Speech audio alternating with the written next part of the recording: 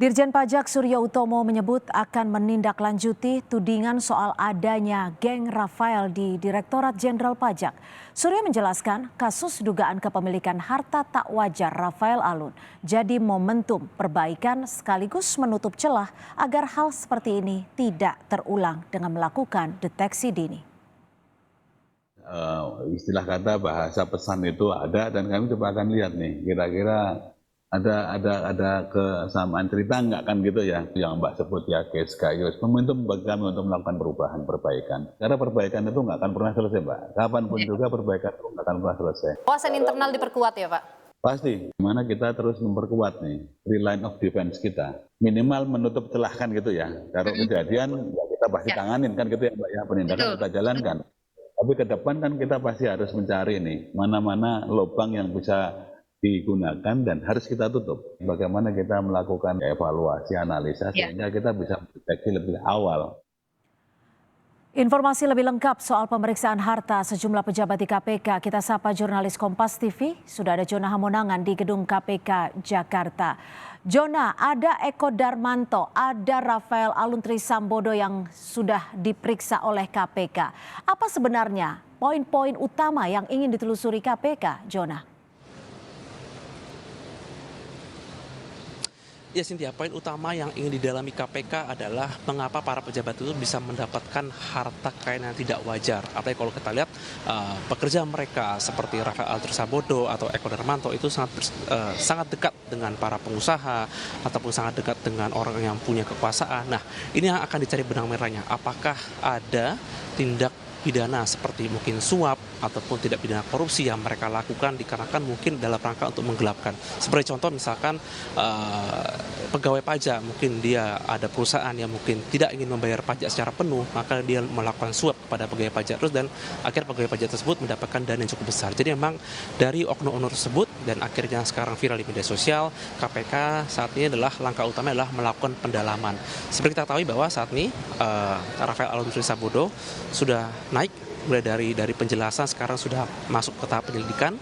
Ini berarti dari KPK sudah punya atensi lebih dalam rangka untuk memonitor dari mana sumber kekayaannya. Apalagi kalau kita lihat yang viral belakangan, pegawai Bea Cukai, mantan kepala Bea Cukai Yogyakarta Eko Darmanto juga memiliki harta kekayaan yang begitu luar biasa, meskipun ada kejanggalan. Jadi memiliki harta besar tapi juga ada utang yang besar itu sebesar 9 miliar rupiah. Tapi adalah fokus utama KPK adalah melakukan penelusuran dari mana sumber uang tersebut. Jadi untuk pengecekan ini KPK juga menggandeng pihak lain seperti PPATK untuk melihat apakah ada dana-dana tidak wajar. Jadi cara melihatnya adalah dengan melihat dari cash flow atau dari gaji. Katakanlah dari pejabat tersebut memiliki gaji sekitar 20 juta per bulan dan ini dirapel selama setahun. Nah, apakah cash flow setahun ini sudah sesuai dengan pendapatannya? Maka itulah dihitung. Terlepas dari mungkin pejabat tersebut memiliki harta kekayaan seperti mungkin warisan ataupun dari harta kekayaan lainnya, itu bisa diklarifikasi. Tapi ketika ada dana tidak wajar atau mungkin ada dana yang di luar dari warisan, maka inilah fokus utama dari KPK untuk bisa masuk melakukan penyelidikan. Seperti kita ketahui bahwa kasus seperti Rafael Alun Trisambodo dan juga Eko Darmanto menjadi pintu masuk awal dalam rangka penyelidikan dilakukan KPK dalam rangka untuk mengecek dari mana pejabat itu mendapatkan harta kekayaan. Dan saat ini memang untuk Eko Darmanto masih diperiksa oleh pihak KPK, tadi masuk pukul 9 dan sekarang sudah pukul 4 sore atau kurang lebih sekitar 7 jam masih dilakukan pemeriksaan. Namun perlu dipertegas bahwa pemeriksaan ini dilakukan dalam rangka untuk klarifikasi. Jadi untuk mengecek dari mana harta kekayaannya, apalagi setelah viral di media sosial. Ya. Cynthia? Jona, jika nantinya penelusuran ditemukan adanya harta yang dinilai tidak wajar, apakah ini artinya KPK akan kembali menelusuri setiap pejabat di Kementerian Keuangan yang dinilai mencurigakan? Ya, kalau kita lihat dari statement dari KPK, khususnya dari Pak Halana Nainggolan mengatakan bahwa ini merupakan pintu masuk awal untuk bisa masuk ke kementerian. Apakah mungkin ada pejabat yang memiliki harta tidak wajar tidak? Namanya pasti ini menjadi study case, studi awal dari para dua pejabat tersebut. Apakah nanti ketika ditemukan dua alat bukti yang kuat dan nanti mungkin akan ditetapkan menjadi tersangka, maka ini menjadi pintu masuk untuk bisa mengecek pejabat-pejabat yang viral, baik mungkin yang suka pamer di media sosial ataupun dari anaknya, untuk bisa dicek apakah memiliki harta kekayaan tidak wajar. Namun perlu dipertegas bahwa ini merupakan langkah awal dan saja harus diapresiasi langkah KPK dalam rangka untuk mengecek harta kekayaan pejabat ini yang diduga berasal dari hal-hal yang tidak wajar. Ya. Cynthia? terkait dengan klarifikasi, hasil klarifikasi seperti apa, Jona? Ya, untuk klarifikasi untuk agenda hari ini, klarifikasi kepada Eko Darwanto ini pemeriksaannya masih berjalan dan tadi sudah datang pukul 9 pagi.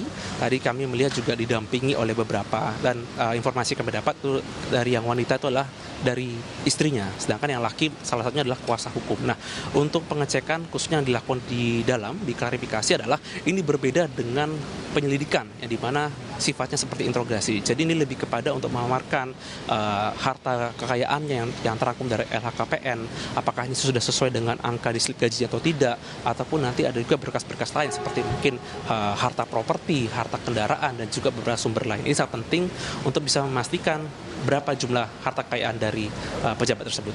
Baik, terima kasih Jona Hamonangan, jurnalis Kompas TV melaporkan langsung dari KPK.